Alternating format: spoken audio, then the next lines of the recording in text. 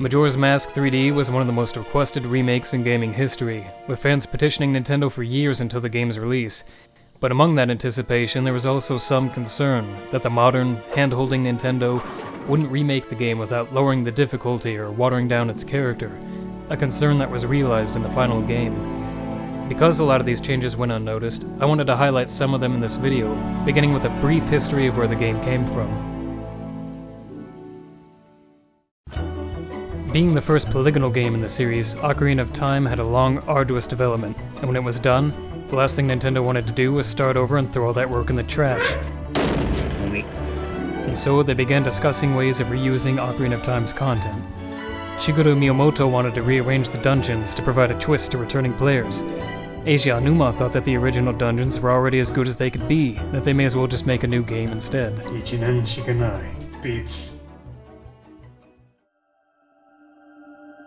The game should have been a train wreck. Nintendo was rushing, shamelessly reusing assets, and using experimental mechanics to pad out a limited amount of content. But instead, Nintendo tapped into a bizarre, creative place, and without the time to question the ideas that were flowing out of it, the developers let the game take the shape that it wanted to. The result is a game where you watch cartoon characters struggle with the reality that they're going to die, where Eiji Aonuma's nightmares found their way into the game by pure coincidence, where Tingle! Nintendo never would have made such a bizarre game under normal circumstances, and so it wouldn't be fair to say that Majora's Mask was great in spite of its rushed development. It was great specifically because of it. But it's easy to understand how hard this experience must have been for Eiji Aonuma. In interviews, he revealed that he didn't want to do the remake, going as far to joke that he hoped that fans could forget it even happened. His attitude towards the original seems to be one of embarrassment rather than pride, which makes it risky to go back and try to improve it, because when a creator doesn't understand what the appeal of their own work is, they're liable to make changes that undermine it, meddle with things that didn't need to be meddled with, or break the fourth wall with CGI dance sequences. Only a visionary can pull this kind of thing off, and I would argue that Majora's Mask 3D didn't exactly stick the landing. So let's take a look at some of the changes, and how they impacted the game.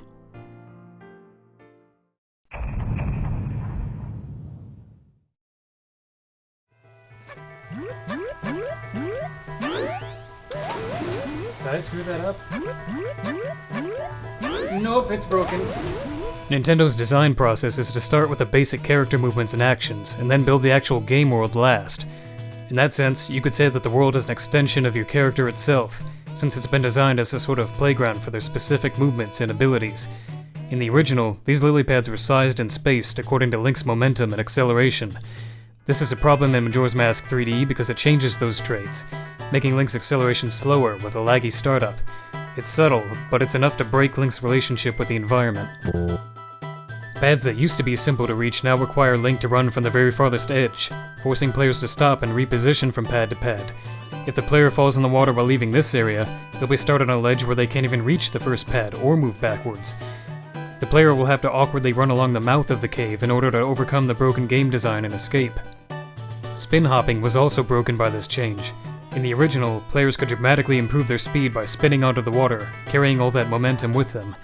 It was one of those things that just felt good to pull off, and it gave players flexibility in terms of how they got around the swamp. In the remake, Link's momentum is halted as soon as he hits the water. To see the impact this has had on the Deku, let's have a race. First one to get eaten by the Big Octo wins.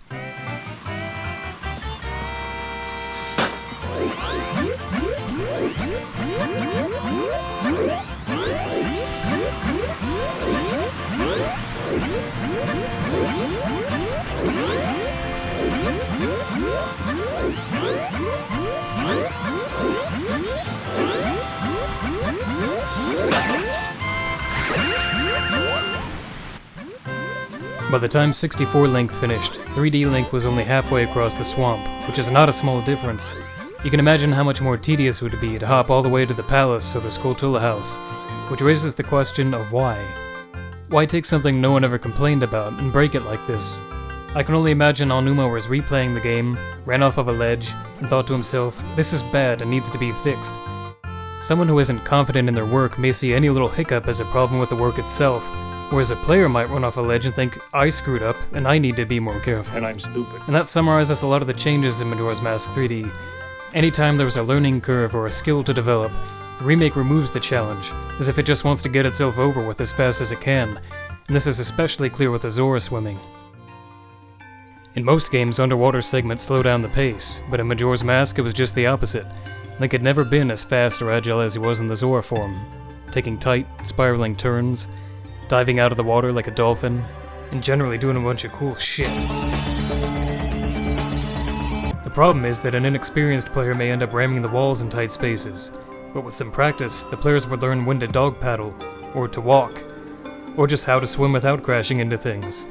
It's entirely possible to do if you invest the effort, and it's rewarding and fun to master a mechanic like this. Rather than asking players to do this, Nintendo replaced the beloved original swimming with this. Slow, human swimming. It can't dolphin jump, can't take spiraling turns, can't do any cool shit. The bay was designed around Zora swimming, to the point where certain platforms could only be reached by dolphin jumping in the Japanese version. Without that swimming, it becomes clear how empty and boring the bay really is. It wasn't the environment itself, but the action that took place here that made it memorable and fun, and now that action is gone. Or at least, heavily restricted. Majora's Mask 3D allows using the Zora swimming at the cost of magic, which drains so quickly that players can no longer use it to travel without running out in a matter of seconds. Even just tapping the R button to break barriers consumes magic now, and since no magic was added to the bay, there are new problems to deal with if you run out. For one, Shiro, the invisible soldier, has been moved to the fortress, and if you don't have magic, you're not seeing him. The game only allows Zora swimming to be used in a few specific instances where magic is provided, and even there, the gameplay is usually compromised by the need to veer out of the way to hit pots or by the annoyance of the magic shield whirring and blocking the screen. But there's another problem with the Zora swimming. When is the player supposed to learn how to use it? One of the most basic ideas in game design is that you introduce players to a new mechanic step by step, giving them a chance to experiment so that when the game throws a challenging segment at them, it won't feel unfair or cheap. In the original game, players wouldn't be able to resist running straight into the ocean to see what the Zora mask could do. I spent half an hour swimming just for the fun of it, but more importantly, I learned how the mechanic worked. In Majora's Mask 3D, players will enter the water, see the new slow swimming, which doesn't really need an explanation, and that'll be it. If they do try the Zora swimming, they'll say, "Oh, that consumes magic, I'd better stop using it." This is a problem, because a new dungeon at the ending requires using Zora swimming with strict timing, and it's entirely possible for a player to get here without having any real practice with it. Is it fair to ask players to master a mechanic you've forbidden them from using the entire game? Which brings me to the next point.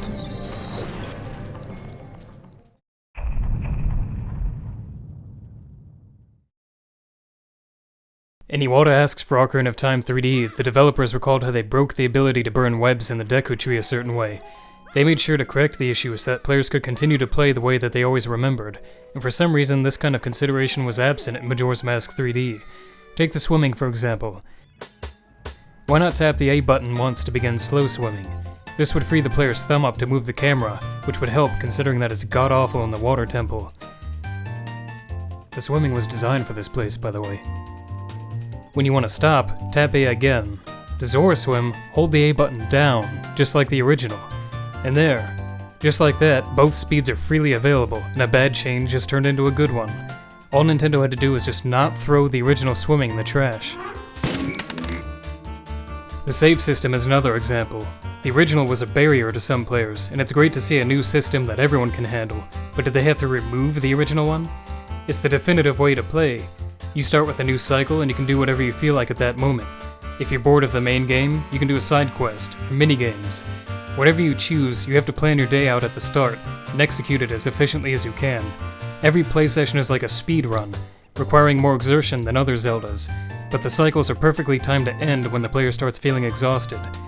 Finally being able to rest and lock in all that progress at once makes you feel like you've accomplished a huge amount, and that feeling of gratification simply doesn't come through in the remake when you can save every 5 minutes.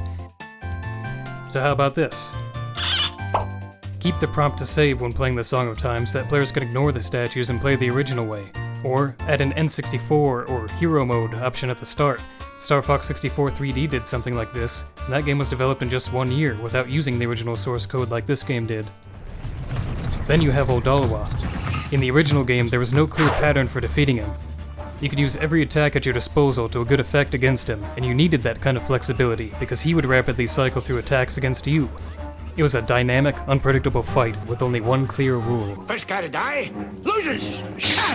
But in Majora's Mask 3D, your attacks are ignored, even when they cleanly land. The game has a new way to fight him, and it's gonna force it on you whether you like it or not. First, you burrow into a Deku Flower. Then you pop out to stun him. Then you stab his new eyeball weak point. As soon as you're done, you can burrow right back into the ground and do it over again without any delay. The fight never gets good. He doesn't get wise and swat you out of the air. He'll still be standing around like a moron waiting for the final blow. It's one of the more pathetic bosses in the entire series, and it's not because they added this new attack. It's because they took the old ones away. If you notice, there's a trend to these changes. In the original, you saved by playing a song to go back in time. What other game could possibly have a system like this? But in the remake, you save by walking up to a statue, a system that's ubiquitous inside the Zelda series and out. The original game had mechanics like the Zora swimming that were unlike anything else in the series, while the remake uses the mechanics from the rest of the series. The original bosses didn't rely on rigid patterns or weak points, while the new ones do. Almost every change makes Majora's Mask less unique, and considering that so many of these mechanics have only appeared once in gaming history, it does a huge disservice to the game and its legacy to erase them from existence in the remake.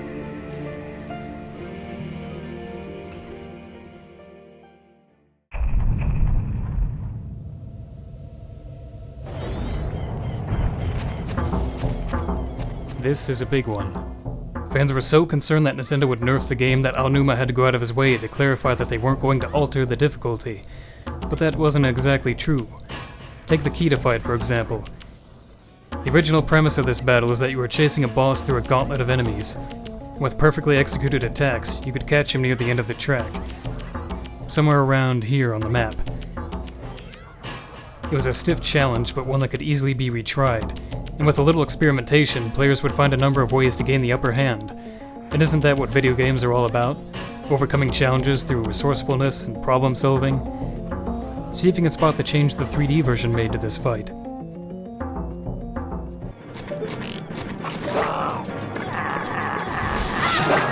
Kida can now be caught before the very first gauntlet, right at the start of the track. Even without using any items, the fight is over before it begins. The battle has been nerfed to the point that the entire premise, that you're chasing Kida through a series of enemies, doesn't even get off the ground. And this is far from the only example of this in the game. These platforms that used to move back and forth in the Deku Palace no longer do. Not until you've landed on them, which misses the point. It's not hard to jump out of a moving platform, it's hard to land on one. This sequence already would have been easier thanks to the new reticle that shows exactly where Link will land, as well as the fact that Link's bubbles fire farther and straighter than before. Isn't that enough? Removing the challenge of a segment like this also removes what made it interesting. At this point, why not just have a bridge connecting the platforms? Would it even matter? Then there are the bombers. In the original, they stayed put until you talked to them. But in the remake, they're far more aggressive. They now chase Link all around town, never stopping until you've sat through their hints, to the point where you can't even view certain cutscenes without them wiggling right in your face. I mean, look at this shit! I hear you can score a ton of rupees if you guess the daily numbers at the lottery shop. I never seem to be that lucky, though. Apparently, the Swordman School gives out a cool prize to students who master the art of the blade or whatever. You should try. You've been playing for an awfully long time. Shouldn't you take a break? Did you know about this mysterious song? Did you know about the As far as the hints that they give you go, some of them amount to go here, do this, and you'll get a heart piece. In the original game, players were expected to find these things by exploring, using the items that they'd collected to put the clues together one step at a time. But in the remake, oh, fuck it. The ice arrows change is an insult to the player's intelligence. The item was originally given to the player with the message, try them everywhere, and that was the fun. Creating a path to where you needed to go using as few arrows as possible was really satisfying. In the remake, sparkling points of light guide your arrows, removing all thought on the part of the player. But it goes beyond that. The player can only freeze sparkling points. In addition to being dumb, this also gives away certain secrets. I remember searching this room for a stray fairy, finding it in the rafters, and making the path to the opening. Again, it was a problem-solving process. In the remake, the sparkling lights will lead the player straight to it, even if they don't know what they're looking for yet. The change gets even weirder when you consider that the water in the boss room can be frozen, but doesn't sparkle, meaning that new players probably won't bother using the arrows here, which is a shame since they can actually be helpful in the fight. I get that the original game was too hard for some players, but Nintendo nuked the difficulty from orbit, ensuring that no one would be left behind, even if a lot of the game wouldn't be worth playing.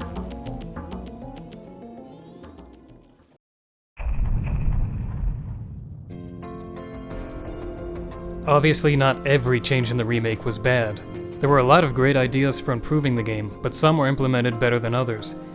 The new Bomber's Notebook keeps track of more information now, and even allows the player to set alarms, which is great. The problem is that it now pauses the game with a slow-moving menu anytime that you talk to any character with any purpose in the game whatsoever.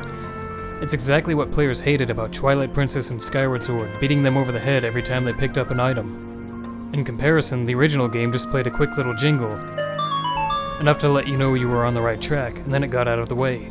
The developers turned that rewarding moment into a tedious one. The boss of Great Bay has a new underwater phase added to the fight, which is a great idea, until you realize that it consists of awkwardly trying to trigger his attack while getting swarmed by pestering, magic-draining fish. These mines explode on contact, and are about as likely to blow up on you as they are dislodge. And when you actually find one he hasn't blown up while swimming by, he rarely seems to inhale when you actually want him to. It leads to a fight that drags on far longer than welcome in a game where you don't have the time to waste. Twinmold is an even worse example of the same thing. The original fight was admittedly just a showcase for the Giant's Mask, but being able to just wail on the boss felt like a fun reward after such an intense game. Majora's Mask 3D has the brilliant idea of withholding the mask until halfway through the fight, leading to a battle where you engage one half of Twinmold while avoiding the attacks of the other. It's intense, well-designed, and much more like what the final dungeon boss of a Zelda game should be. Then you get the Giant's Mask, and it all goes to hell. Instead of just resuming the fight as it had originally gone, Link now becomes a lumbering pile of lead, with a hitbox about 2 centimeters in front of his face. The object of the fight is to throw boulders at Twinmold, then scrape across the desert like a glacier to perform a stiff wrestling move. Get the fucking thing, I'm pushing the button.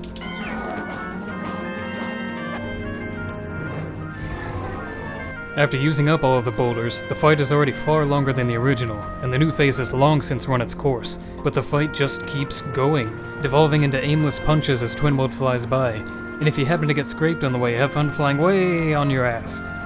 The fight drags on for so long and with such poor feedback that I had to search online to see if I had been doing it wrong, and it turns out I was far from the only one asking that question.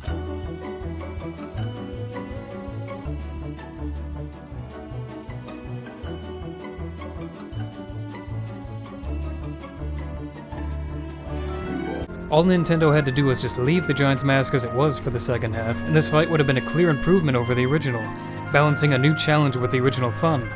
But somehow, the boss that had 4 years to be remastered feels less polished than the one rushed out in 1 year.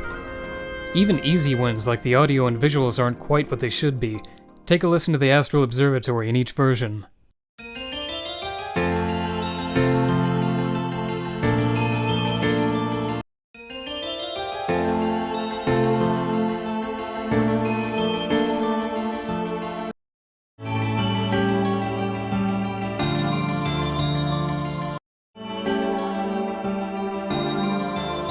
The soundtrack is often muffled and weak, and the modulating synth that serves as the heart of the game's soundtrack in particular is smeared in reverb.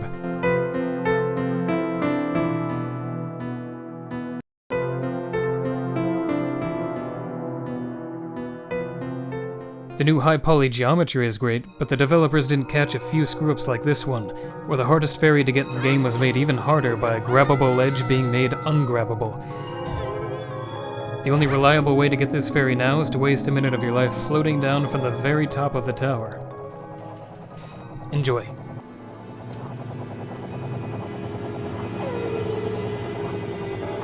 My mind is growing. My mind. I can feel it. I can feel it.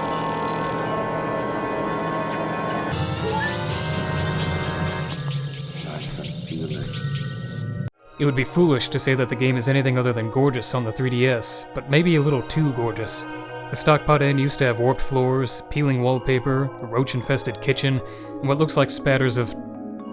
it's shit all over the bathroom walls. The remake sanitizes these details and makes Clocktown just a little too neat and fancy. The game also has the same over-brightening problem that Ocarina of Time 3D did, losing the kind of darkness that would envelope the player to a really great effect.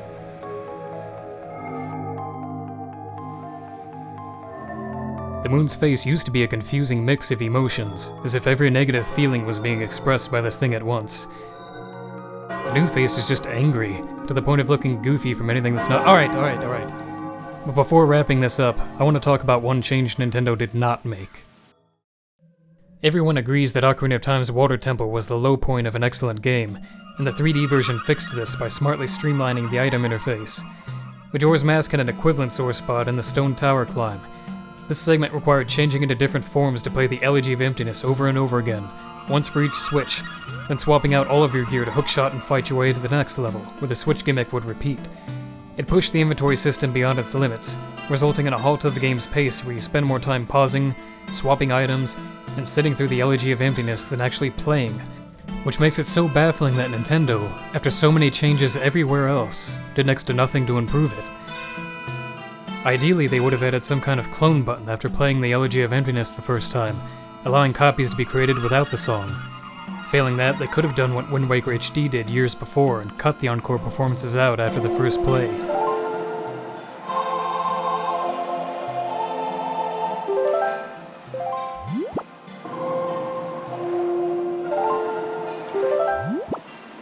The player will hear the Elegy of Emptiness 24 times before reaching the top of the gorge. That song has to be used even more inside the temple. Just cutting those repeats out would have gone a long way.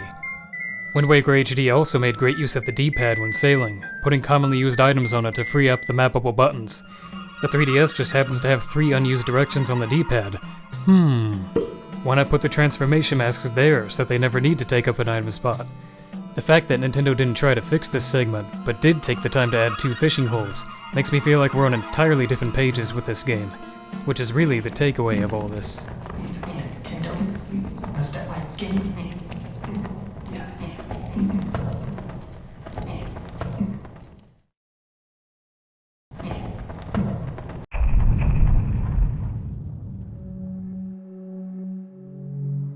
Obviously, Majora's Mask 3D was not a good remake to me, but it wasn't made for fans like me. It was made for those who struggled with the original, and apparently there were a number of them on the development staff. In that sense, the game was successful.